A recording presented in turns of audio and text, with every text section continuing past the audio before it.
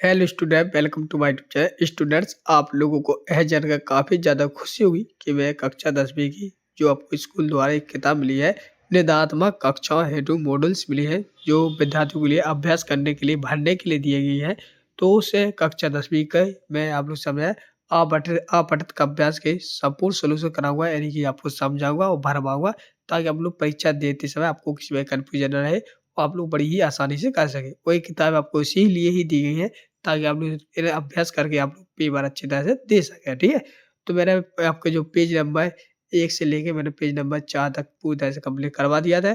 तो अब मैं यहाँ से पेज नंबर 5 से कराऊँगा, मतलब यहाँ से आपके सामने कराऊँगा। तो चलिए शुरू करते हैं। तो सर्वप्रथम आप लोग देख सकते हो यहाँ पे लगा अपठित का अभ्यास, मतलब कि पहले हम लोग को इसका अभ्यास को पढ़ना है, फिर इससे संबंधित जो क्वेश्चन दिए गए हैं, इन क्वेश्चन के आंसर लिखना है। तो अब चलिए शुरू करते हैं। तो जैसे पहले हम लोग यहाँ पर अभ्यास पढ़ेंगे, यहाँ पे लिखा है, माँ तुम्हारा ऋण बहुत है, मैं अकीचन किंतु इतना कर रहा हूँ, फिर भी निवेदन थाल में लाऊं, सजाकर भाल जब भी कर दया स्वीकार लेना, वह संपूर्ण ज्ञान अर्पित प्राण अर्पित रक्त का कण कर समर्पित चाहता हूँ, देश की धरती तुझे कुछ और भी दे दूं। तो मतलब कि जी आपका हो जाए अभ्यास। अब इसको आप लोग समझना है और समझ में इसके आंसर, मतलब कभी कह रहा है, किससे कह रहा है? तो कभी कह रहा है माँ से, मतलब कि अपनी धरती माँ से, ठीक है? तो यहाँ पे लगा उपयुक्त अभ्यास का शीर्षक लिखना है। अब यहाँ पर शीर्षक लिखना है, फिर हम कवि महात्मा को क्या अर्पित करना चाहता है, ठीक है? तीसरा क्वेश्चन है, देश की धरती का हम पर क्या ऋण है? तो ये क्वेश्चन है, इन क्वेश्चन के आंसर लिखते हैं। चलिए, तो हम इनके आंसर देखने से पहले, लिखने से पहले मैं यहाँ पे खुशखबरी दे दूँ, कक्षा 10वीं वाले, यानी कक्षा 10वीं वाले जितने भी स्टूडेंट इस वीडियो को यहाँ तक देख चुके हैं, तो वो सभी लोग बेटा चैनल को सब्सक्राइब कर लेना। सब्सक्राइब करने से बेटा यही फ़ायदा होगा, जिस प्रकार से हम लोग आप लोग सामने यहाँ पे हिंदी की पूरी बुक भरवा रहा हूँ, इसी प्रकार से विज्ञान, सामाजिक, इंग्लिश, गणित, ये भी पूरी किताबें भरवाऊँगा आप लोगों की। वो आपके जो पेपर होंगे वार्षिक परीक्षा, तो उनके पेपर भी लाऊँगा, मॉडल पेपर लाऊँगा, जिससे आप लोग बड़ी ही आसानी से अच्छे नंबर से पास हो सके। तो बहुत से लोगों ने चैनल को सब्सक्राइब कर लिया है, अगर आप लोगों ने किया तो कर लीजिए। चलिए हम इसके आंसर देख लेते हैं। तो स्टूडेंट, ये रहे इनके आंसर, जो कि आप लोग यहाँ पर देख सकते हो। तो यहाँ पे पहला लगा उपयोग अध्याय का शीर्षक लिखना है, तो इसमें जाएगा मेरी मातृभूमि, और दूसरा है कवि भारत माँ को क्या अर्पित करना चाहता है? तो लिखो कवि भारत माँ को ज्ञान, प्राण और रक्त का जन कण समर्पित करना चाहता है। और फिर लिखो देश की धरती ने हमें रहने के लिए पर खाने के लिए भोजन और वन, वायु आदि चीज़ दिए, इसलिए हम मातृभूमि के ऋणी हैं। तो इस प्रकार से आप वीडियो को रोको कर पूरे के पूरे आंसर अपने किताब में भर लेंगे। चलिए, इस प्रकार से आपको समझ पहला काव्यांश निबट चुका है। अब हम करें काव्यांश नंबर दूसरा। तो काव्यांश नंबर दूसरा देखिए, काव्यांश नंबर दूसरा में लिखा है, गगन गगन तेरा यश पहरा, पवन पवन तेरा बल गहरा, क्षिति जल नभ पर डाल हिंडोरे, चरण समझ सुनहरा, और ऋषियों के बेश प्यारे भारत देश। ठीक है, ये भी भारत देश से ही संबंधित है। तो उपयोग काव्यांश का शीर्षक क्या है? तो लोग हमारा भारत देश। ठीक है, तो ये आपका हो जाएगा शीर्षक। फिर लगा, आप अपने देश को प्यार क्यों करते हैं? तो इसका आंसर लिखिए यहाँ से, कि हमारे देश की सांस्कृतिक परंपराएं और ऐतिहासिक धरोहर अनमोल है। सही धरती ऋषि मुनियों की तपोभूमि, जो हमें ज्ञान और शांति का पाठ पढ़ाती है। तो इस प्रकार से दूसरे का आंसर हो जाएगा। तीसरा, उक्त काव्यांश का भावार्थ लिखिए। तो आप भाव लिखिए, इस काव्यांश में हमारे देश की महानता का वर्णन किया गया है। हमारा देश ज्ञान, संस्कृति और संस्कार से संपन्न है। तो इस प्रकार से दूसरे गद्यांश का आंसर भी लिख लेंगे। तो यहाँ पे पहला, दूसरा, तीसरा, मतलब कि आंसर लिख लिए हैं आप लोगों ने। अब चलिए हम लोग करेंगे तीसरा काव्यांश। तो तीसरा काव्यांश यहाँ से पढ़ेंगे, फिर इसके आंसर भी देखेंगे, यानी कि जो आपका पेज नंबर 5वां है। तो आप लोग चाहो तो इसको पढ़ भी सकते हैं इस प्रकार से, जी पहले कुछ दिन शर्म लगी मुझको, पर पीछे पीछे अकल जगी मुझको, जी लोग ने तो बेच दिए ईमान, जी आप ना सुनकर ज्यादा हैरान, मैं सोच समझ के आखिर हूँ, अपने गीत बेचता हूँ, जी हाँ हुजूर मैं गीत बेचता हूँ। तो मतलब कि कवि कह रहे हैं कि मैं अपना गीत बेचता हूँ। चलिए, इससे ही संबंधित कुछ क्वेश्चन रहेंगे, उनके आंसर देखते हैं। तो पहली प्रश्न लिखा है यहाँ पर, उपयुक्त काव्यांश का शीर्षक क्या है? तो आप लोग ना गीत बेचने की व्यथा। ठीक है, ये हो जाएगा इसका पहले का आंसर। दूसरा लिखा है, कवि को गीत बेचने में शर्म क्यों नहीं आती? तो इसका आंसर लिखेंगे, कवि को कवि को गीत, यहाँ पर पीठ लगा ना, गीत करना है यहाँ पर। ठीक है, गीत बेचने में शर्म इसलिए नहीं आती, आती, यहाँ पे पाती ना आती लिखना, आती, क्योंकि भाई यह जिस समाज में रहता है, यहाँ ये लोग अपना ईमान तक बेच चुके हैं। तो मुझे गीत बजने में क्या शर्म आएगी, ठीक है?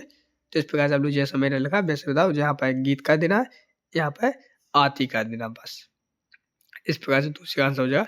तीसरा देखते हैं, तीसरा लगेगा उपयोग काव्यास का सार लिखिए, तो इसका आंसर लिखिए, तो यहाँ से हो जाएगा, इस काव्यास में कवि इस समझ की सच्चाई का अनुभव कर चुका है, मतलब समाज की सच्चाई का अनुभव कर चुका है।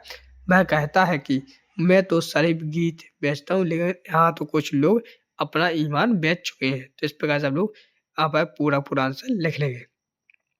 चौथा प्रश्न देखिए, चौथे प्रश्न लिखा है, बहिन आज फूली समाती न मन में, तड़ित आज फूली समाती न घन में, घटा है ना झूली समाती गगन में, लता आज फूली समाती न वन में। तो इसका आंसर देखते हैं, तो यहाँ लगा उपयोग पंक्तियां किस ऋतु की ओर संकेत करती हैं। तो इसका आंसर लिखिए, यह पंक्तियां बसंत ऋतु की ओर संकेत करती हैं। तो इसका आंसर हो जाएगा।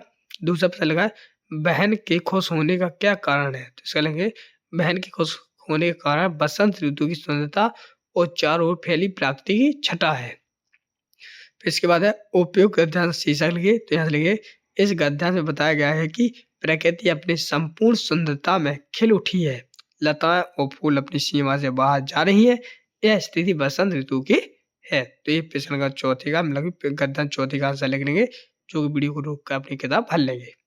फिर पूछा है पांचवा काव्यांश, तो पांचवा काव्यांश देखते हैं। तो इस पांचवें काव्यांश को हम पढ़ेंगे नहीं, सीधे आंसर लिखवा देते हैं, क्योंकि आपको काव्यांश के आंसर ही लिखना है, आंसर ही लिखना है।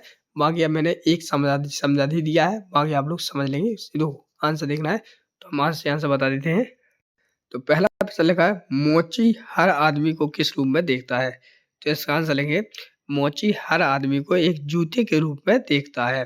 दूसरा लगा, हर आदमी की मरम्मत से मोची का क्या अभिप्राय है। तो इसका आंसर लेंगे, मोची के अनुसार हर आदमी की मरम्मत का मतलब है उसकी समस्याओं को ठीक करना या उसे उसकी क्षमताओं के अनुसार बेहतर बनाना। तो ये पहले का आंसर हो जाए, दूसरा आंसर है।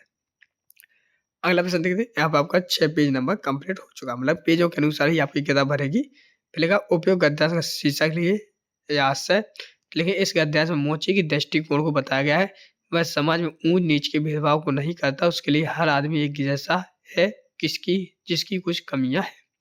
तो इस प्रकार से आप सुना है, पहला दूसरा तीसरा का आंसर हो गया है। चलिए हम करेंगे छठवां काव्यांश। छठवां काव्यांश आप लोग के सामने इस प्रकार से रहा, जो कि आप लोग देख सकते हो, वीरों का कैसा हो पसंद। ये वाला आपके सामने काव्यांश है, तो काफी ज्यादा सरल है। तो इसका आंसर देखेंगे हम लोग, पहले आंसर देखेंगे, उपयोग काव्यांश शीर्षक क्या है। तो इसका आंसर लेंगे वीरों का बसंत, ये आपका पहले का आंसर हो जाएगा। दूसरा लगा, चीरों का बसंत कैसा होना चाहिए। अब चीरों लोगों ने वीरों है, वीरों, तो आप लोग वीरों का बसंत ऐसा होना चाहिए जो उन्हें देश और समाज की रक्षा के लिए प्रेरित करें। ठीक है, ये हो जाएगा दूसरे का आंसर है।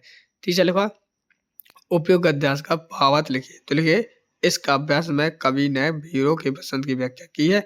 हिमालय, समुद्र और दिशाओं से आ रही आवाजें वीरों से पूछती हैं कि उनका बसंत कैसा होना चाहिए। तो इस प्रकार से प्रश्न के बाद 6 का काव्यांश का आंसर पूरी तरह से कंप्लीट हो चुके हैं।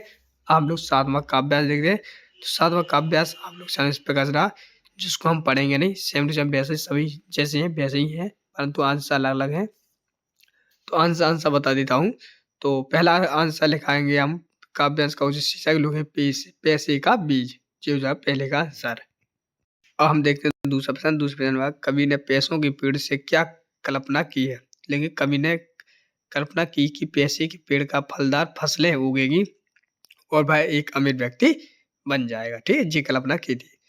तीसरा, उपयोग काव्यांश का भावार्थ लिखिए। तो भावार्थ लिखना है यहाँ पर। तो इस काव्यांश में कवि, सॉरी यहाँ पर कार लिखा, तो यहाँ पर लिखना कवि, यहाँ पर लिखेंगे कार की जगह पर कवि, ऐसा लिख देना। कवि ने अपने अनुभव से सीधा की पर ऊपरी जगह इस काव्यांश में कवि का यह संदेश देता है कि लालच और स्वार्थ से सफलता नहीं मिलती, बल्कि सही मार्ग पर अपनाने की ही संध्या सुख है। तो इस प्रकार से आपने सुना है। पेज नंबर 5 से पेज नंबर 7 तक के मैंने जो आपके अपठित काव्यांश थे वे पूरी तरह से कंप्लीट कर दिए हैं। अब इसके बाद है आपकी क्या, आवेदन पत्र। अब हम आवेदन पत्रों को भरेंगे अगली वीडियो में। अगर आप लोगों ने चैनल को सब्सक्राइब नहीं है तो कर लेना, अपने चैनल को भी याद करना है, ताकि आपको आगे की वीडियो पूरी इसी चैनल पे मिलेगी, पूरी किताबें आपको इसी चैनल पे मिलेगी, इसलिए चैनल को जो सब्सक्राइब करके रखना। साथ ही आपके बाहर से परीक्षा के पेपर भी इसी चैनल पे मिलेंगे, ठीक है? तो मिलते हैं नेक्स्ट वीडियो, तब तक के लिए जय हिंद, जय भारत।